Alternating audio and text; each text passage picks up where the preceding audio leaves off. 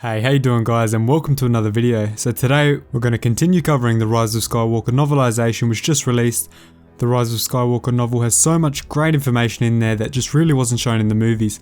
So today we're going to break down how Kylo Ren escaped after his fight with Rey on the wreckage of the second Death Star. So before we get into it, remember to subscribe to the channel and leave a like on the video.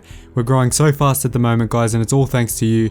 So let's keep that momentum going, and we're going to produce so much more awesome content just like this. So here's a direct part from the Rise of Skywalker novel. It had taken Ben so long to climb through the ruins of the Death Star in search of a hangar bay, even longer to find an old Scout class TIE and coax it into flying for him.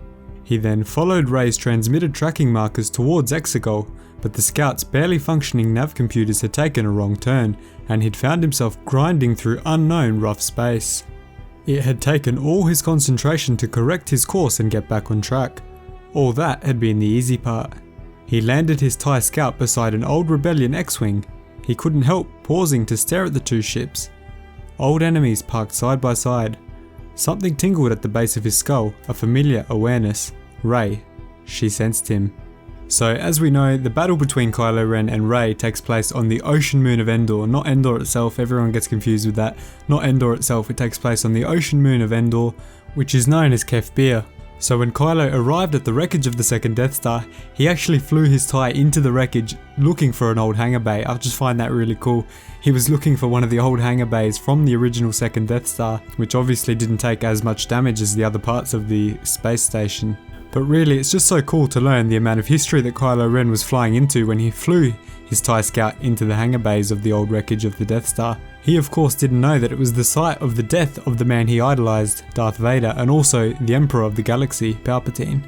So unbeknownst to him, he was walking into one of the most influential places in the whole galaxy, one of the places where the most history went down.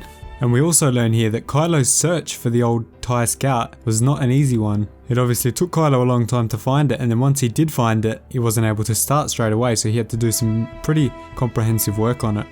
And next we just get some further confirmation that Kylo Ren did track Rey's transmitted tracking markers towards Exegol. So we did learn that in the film, but it's just good to have that backed up in the novelization here. He did however have some trouble tracking the signal from Rey, because the TIE Scout that he found had a barely functioning nav computer, and it even took him on a wrong turn where he found himself grinding through unknown rough space. So right there it clearly deviated off path, off track of what was the usual route to get back to Kef Bir. But he did eventually get his concentration back and get back on track to his destination. He then landed his TIE Scout beside an old Rebellion X-Wing, which is just so cool. I really love that throwback right there. And he couldn't help pausing to stare at the two ships. His from the older time of the Empire next to a Rebellion X-Wing. There's so much history right there again. And Kylo Ren did recognize that, so he's clearly studied some history about the galaxy. I wouldn't be surprised if some of the stories from the old Rebellion were told during his time at Luke's Jedi Academy. Because Luke was a major part, probably the vital part, of the rebellion, it would make a lot of sense for him to tell those stories to his pupils. So then straight after that, he gets a tingle from the Force dyad in his skull.